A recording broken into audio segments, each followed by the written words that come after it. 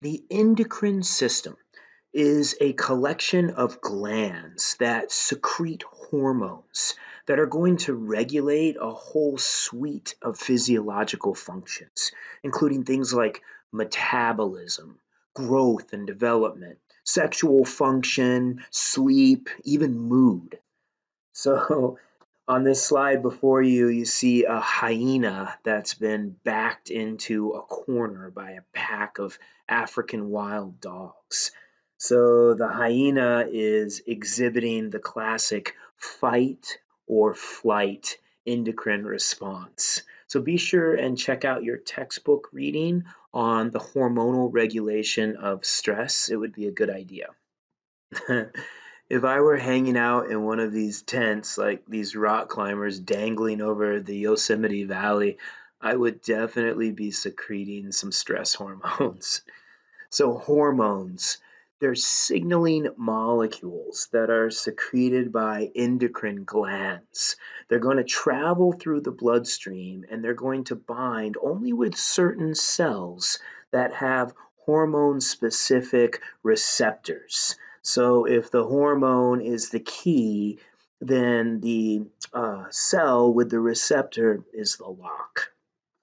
Before we move on, the hypothalamus is a really influential endocrine gland. So it's about the size of an almond. It's located in the brain. And this is going to serve as the interface between your brain and the endocrine system. So the hypothalamus is found right here, right next to the brain. So really quickly, we'll move through a few of the endocrine glands. We'll start down here on the bottom left with the testes. The testes are going to produce androgens, male hormones like testosterone. Testosterone, of course, induces secondary sexual characteristics like facial hair and a deepening voice in males at puberty. Progesterone, an important female hormone.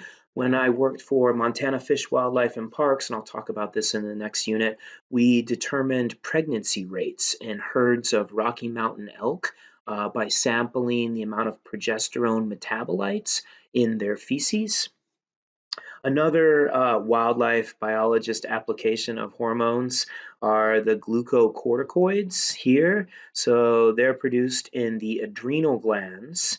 The adrenal glands, which famously produce adrenaline, are actually located on top of the kidneys. But the glucocorticoids are also a stress hormone. And so wildlife biologists will often sample fecal samples again, looking for glucocorticoid metabolites in feces to determine stress levels in wildlife populations may be subject to, some sort of anthropogenic disturbance like deforestation. Moving up here, melatonin. This is a really important hormone.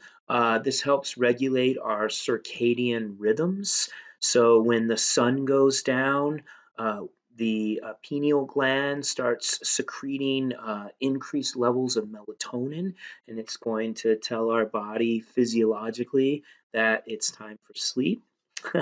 One of my favorites, oxytocin, right here, right? Produced by the pituitary gland. So this is the pro-social hormone. It makes us feel good when we're having positive interactions.